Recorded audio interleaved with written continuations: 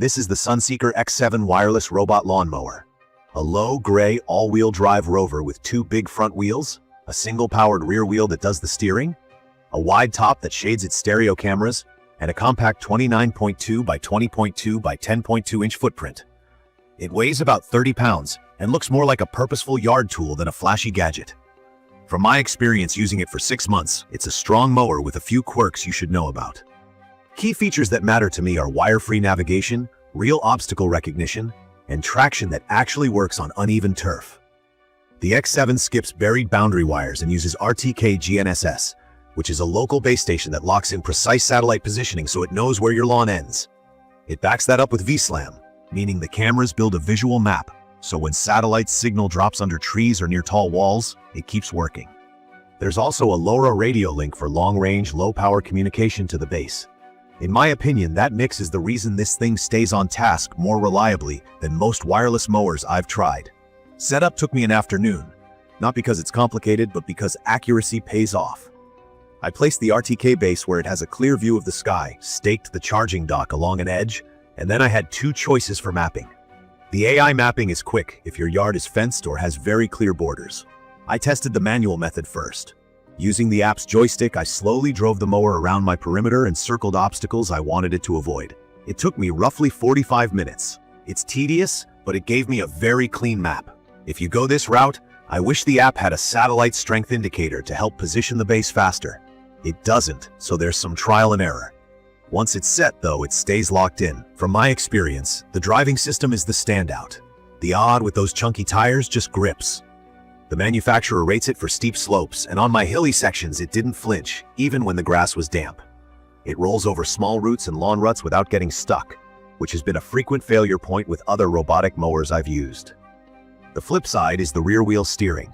The tail swings wide in tight turns, so if you've got lots of narrow corridors or hard edges, the shell can scuff. Mine has the cosmetic scratches to prove it. The cut quality is excellent. The floating dual-blade system keeps even contact over uneven spots, and the height adjusts from about 0.8 inches up to 4 inches, which covers warm season and cool season grass pretty well. It shines when you keep a regular schedule. If I let my lawn get too tall and wet after heavy rain, big clippings can wedge between the blade and the disc, and it stops cutting until I clear it. That's common for this style of mower. On a maintenance schedule, the lawn looks uniformly clean, and it doesn't tear up turf when it turns, which I appreciated. It's quiet, low enough that I'm comfortable running it at night without bugging neighbors. The rated capacity is up to about 3/4 of an acre, and that lines up with my real usage. It's not fast. Watching it work makes the pace obvious, but speed doesn't matter much when it's automated and splits the job across nights. The mowing logic can look random at times. I stopped worrying about the pattern once I saw that it reliably covers the whole map by the end of the schedule. Rain handling is solid.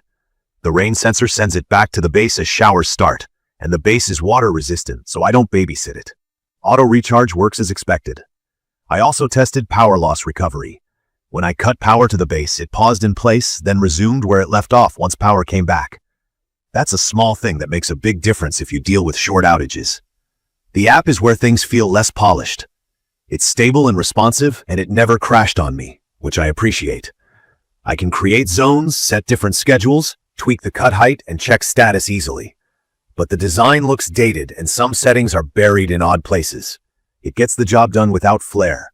In my opinion, the app is perfectly usable for a first robotic mower, but if you're used to slick smart home apps, this will feel clunky. The good news is that firmware updates have quietly improved how it hugs edges and how it handles some tight spaces since I started.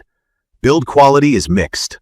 The main shell feels sturdy enough, and the camera overhang is smart because it keeps the lenses clearer in rain and dust.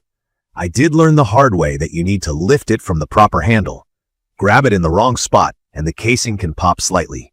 Ground clearance is low, which is normal for mowers like this, but if your yard has big humps or tall exposed roots, plan your map to steer around those. The rear swing means the tail can tap into walls or edging as it turns. My unit shows that wear.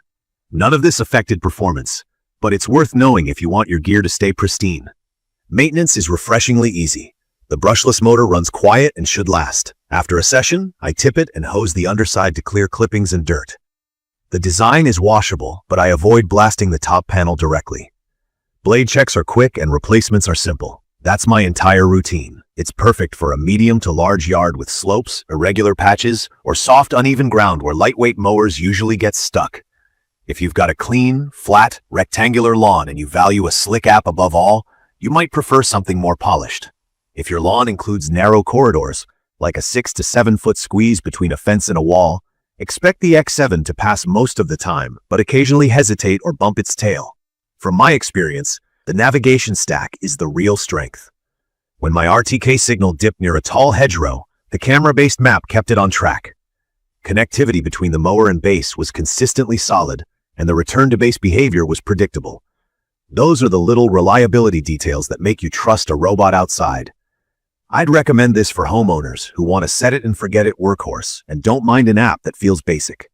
You'll also want to invest patience in the first map, because a great map equals a great experience. If you're new to terms like RTK and VSLAM, think of RTK as a super accurate GPS thanks to a small base station near your lawn, and VSLAM as the camera's way of building a visual map when satellite data isn't ideal. Together, they keep the mower inside your yard and away from your obstacles without burying any wires. In my opinion, the X7 is a hardware-first robot with software that's catching up. The core engineering, AWD traction, sensor fusion, floating deck, delivers where it counts. Consistent cuts with minimal intervention, even on challenging ground. The rough edges are mostly cosmetic wear and a utilitarian app.